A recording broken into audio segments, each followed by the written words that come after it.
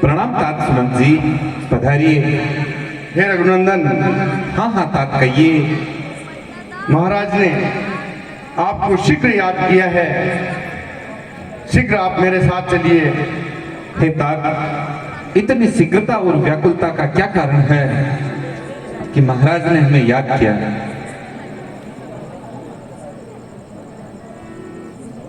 वो मुझे अस्वस्थ दिखाई दे रहे हैं। ठीक है तात, चलिए।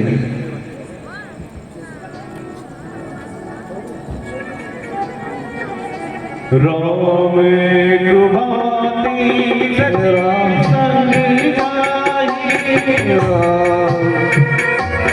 प्रणाम महाराज।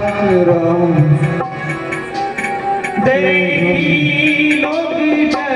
प्रणाम मछली भैया।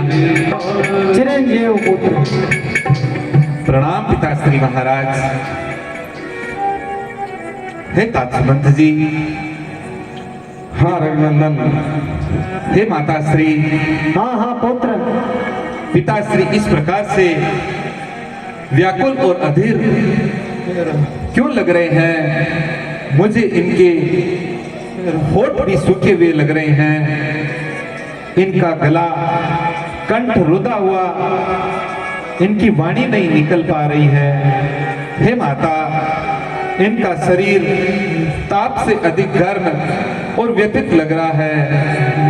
हे माता, क्या मुझसे क्या कुछ अपराध हुआ जो मेरे पिताश्री मुझसे कुछ कहते नहीं? हे मैया, इनके दुख का क्या कारण है? कृपा करके आप मुझे बताइए। सुनहु राम सब कारण हो, राज ही तुम पर बहुत सने हो। हे पुत्र राम। हाँ हाँ मैया। तुम्हारे पिताजी तो तुम्हारे से अधिक स्नेह और मोह में अपनी स्थिति ऐसी कर रखी है पुत्र। तो हे मैया, क्या मैं राज्य वैद्य को बुलाकर इनका उपचार करवाऊं? इनके दुख का क्या निवारण है? मैं क्या उपाय कर सकता हूँ माँ? आप मुझे बताइए। हे पुत्र।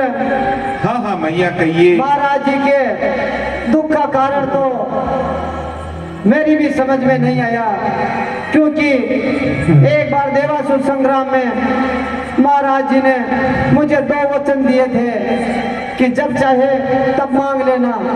सो मैंने आज वो 2 वर मांगे हैं। उन दोनों वरों को सुन के ही महाराज ऐसे व्याकुल और अधीर हो गए हैं। हे मैया, वो दोनों वर जो आपके हैं उनसे मुझे भी अवगत करवाइए कि आपने पिताश्री से क्या वरदान मांगा और मैं इनके दुख और संताप को किस प्रकार से मिटाकर अपने पुत्र धर्म का पालन कर सकूं। मेरे कर्तव्य के विषय में मुझे बतलाइए मैया। हे पुत्र राम, राजा तो तुम बनो तो भी मुझे बहुत प्रसन्नता थी, पर मैंने अपने एक वर में अपने पुत्र भरत के लिए राज मांग लिया। अति उत्तम मैया। प्राण प्रिय भाई भरत जी राजा बने, इससे बढ़कर मेरे लिए सौभाग्य की बात क्या होगी?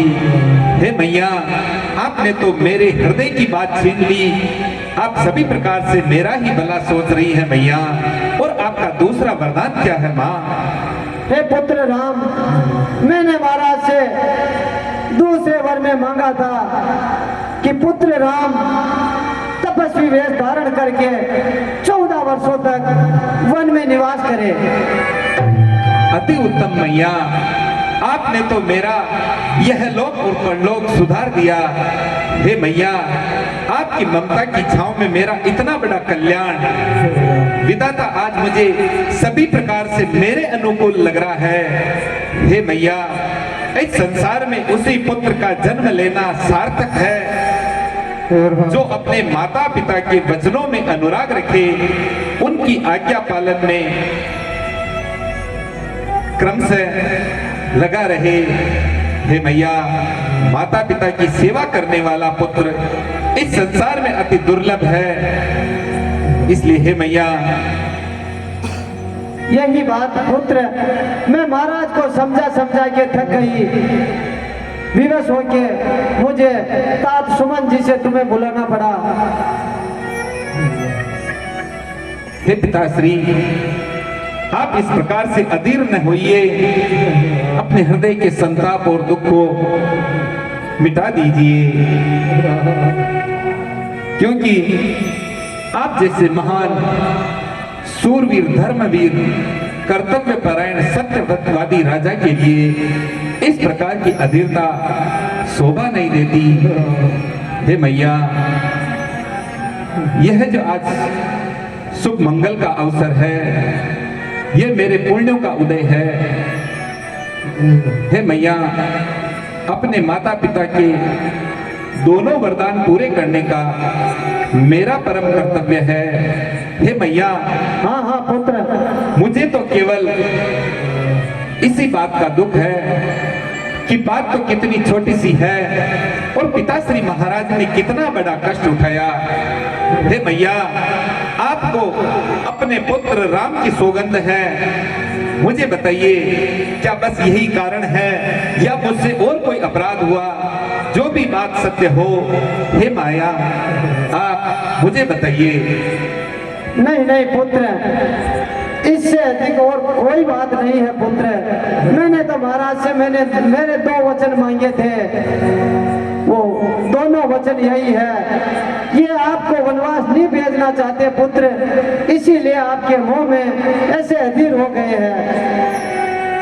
हे मैया, ये मेरा परम सौभाग्य है कि मुझे इस पृथ्वी पर माता और पिता दोनों की आज्ञा पालन एक साथ करने का सौभाग्य प्राप्त होगा।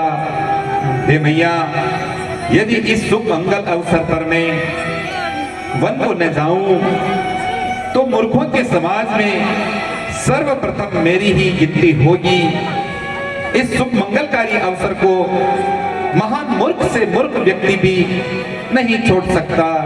हे मैया, जो कल्प वृक्ष का त्याग करके एरंड के पौधे की सेवा करते हैं, जो अमृत का परित्याग करके विष की मांग करते हैं, वो मूर्ख व्यक्ति भी इस शुभ मंगलदायी अवसर को नहीं छोड़ सकते। तो हे मैया, मैं इसे किस प्रकार से छोड़ सकता हूँ? इसके अन्यथा तो कोई बात नहीं है ना मैया। नहीं नहीं पुत्र, अन्यथा कोई बात नहीं है। मुझे तुमसे यही आशा थी कि तुम अपने पिताश्री की आज्ञा का पालन जरूर करोगे पुत्र। राय रुख पाई रसी रानी, राय रुख पाई बोली स्नेह जनाई, तुम्हारी भरती आना है, तूने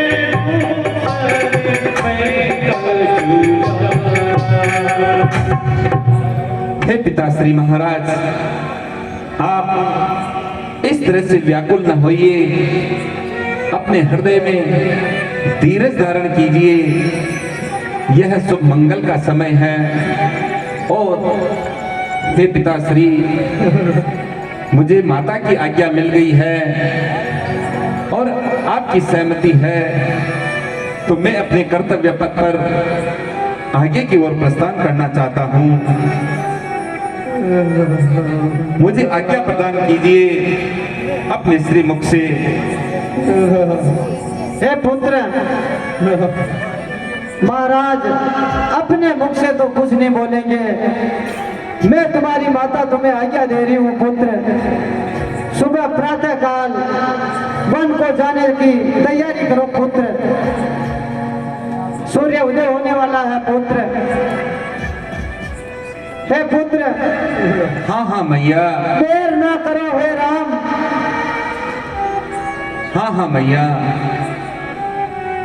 आपकी आज्ञा का अक्षर से पालन होगा।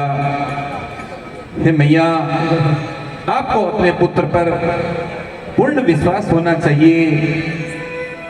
मैं आपकी आज्ञा का किसी भी प्रकार से उल्लंघन नहीं करूंगा। मैं आपके वचनों में अनुराग रखूंगा, क्योंकि हे मैया, इस संसार में माता पिता के वचनों में अनुराग रखने वाला पुत्र बहुत ही दुर्लभ होता है। गई मूर्छारा मही सुमिरी नृप फिर करे मंडली सचिव राम आगमन गई विनय समय संगी। हे पुत्र राम, हाँ मैया, प्रातः काल होने वाला है, समय बहुत कम है, तुम्हें वन को निकलना है। इसीलिए पुत्र, तुम अपने तपस्वी वेश बनाकर वन किए जाने की तैयारी करो पुत्र। हाँ मैया, सुनो हे ममता मई माता, तेरे चरणों में शीश काट चढ़ा सकता हूँ। माता पिता की आज्ञा पालन में अपना सर्वस्व लुटा सकता हूँ। शंका न करो माता मुझ पर, शंका न करो माता मुझ पर, झूठा नहीं है आपका पुत्र राम। रघुवंश धर्म की मर्यादा, मात पितु चरणों में चारों धाम। पुण्य उदय हुए हैं मेरे आज, पुण्य उदय हुए हैं मेरे आज, जो मैं 14 वर्षों के लिए वन में जाऊंगा। प्राण प्रिय भाई भरत राजा बने, मैं अपना जीवन धन्य बनाऊंगा। तेरे चरणों की सौगंध है मैया, तेरे चरणों की सौगंध है मैया, निश्चय ही वन को जाएगा राम। दोनों वर पूरे होंगे माता पिता के, अटल रहेगी रघुवंश की शान। हे माता श्री, हे पिता श्री, अब मैं वनगमन की तैयारी हेतु माता कौशल्या जी से आज्ञा लेकर वापस लौटता हूँ और आपके श्री चरणों की वंदना करता हूँ। जैसी इच्छा पुत्र राम।